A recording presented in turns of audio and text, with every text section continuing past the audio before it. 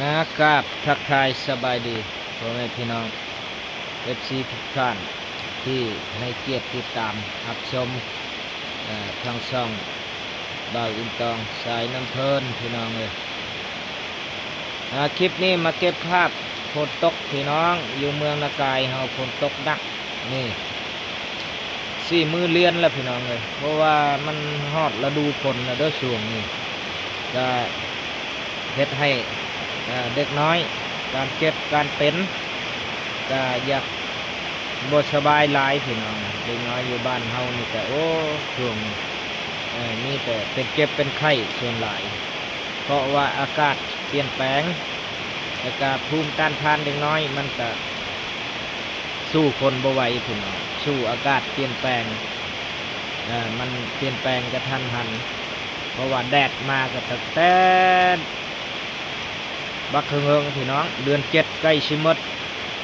จังได้ฝนตกนี่แหละก็เลยบรรยากาศสดชื่นเป็นกกไม้กกตอกหรือว่ากกมากกกมันพี่น้องมันจะเขียวชอุ่มงามตาเพราะว่า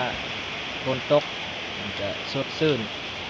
ถ้าฝนบ่ตกโหแดดแห้งมันจะเหี่ยวเด้อเนาะพี่น้องเนาะคนเฮาก็ยังว่ามีการเจ็บการเป็นอันนี้กับบรรยากาศอยู่เฮือนพี่น้องบ่ได้ไปทางใดเพราะว่าฝนตกแห้งตลอด4 มื้อที่ผ่านมาเมื่อคืนนี้ก็ทางฝนทางลมพี่น้องถ้าว่าอยู่เมืองใดหรือว่าแขวงใดฝนตกถึงเมืองนากายเฮาก็คอมเมนต์มาบอกเด้อพี่น้องเด้อฝากให้ FC ทางฝั่งไทยและก็ฝั่งลาวฝากติดตามแน่พี่น้อง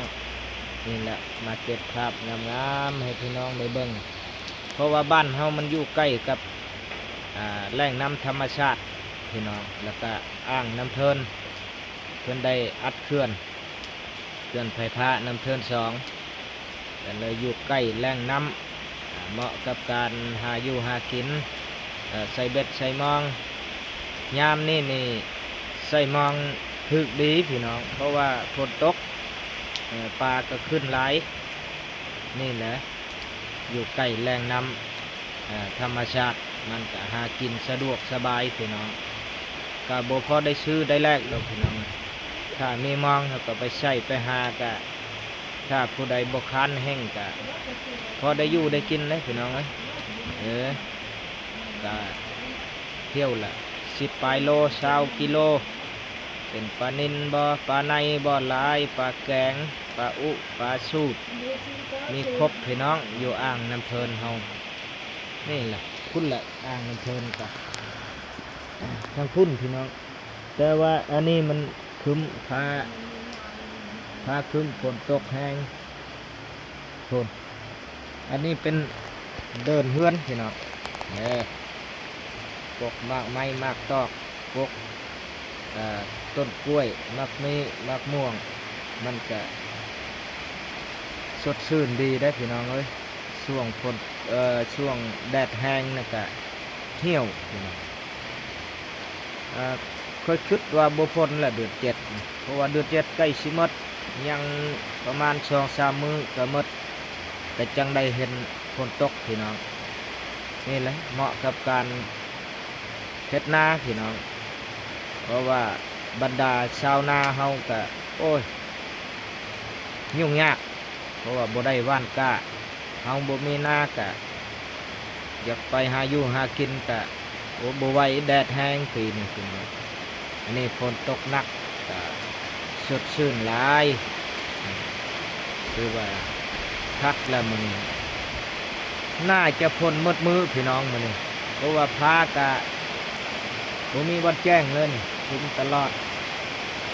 น่าจะตกบดมือมันก็ได้อยู่เฮือนเพราะว่าบ่ได้ถ่ายคลิปหลายมือแล้วพี่น้องนี่ก็เลยมีโอกาสถ่ายคลิปเก็บภาพ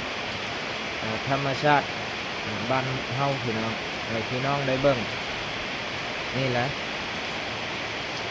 คลิปนี้ก็ประมาณนี้เด้อพี่น้องเด้อถ้าผู้ใดบ้านใดเมืองใดฝนตกคอมเมนต์มา บอกเด้อพี่น้องเด้อฝากติดตามช่องน้อยๆของข้าพเจ้าก็ให้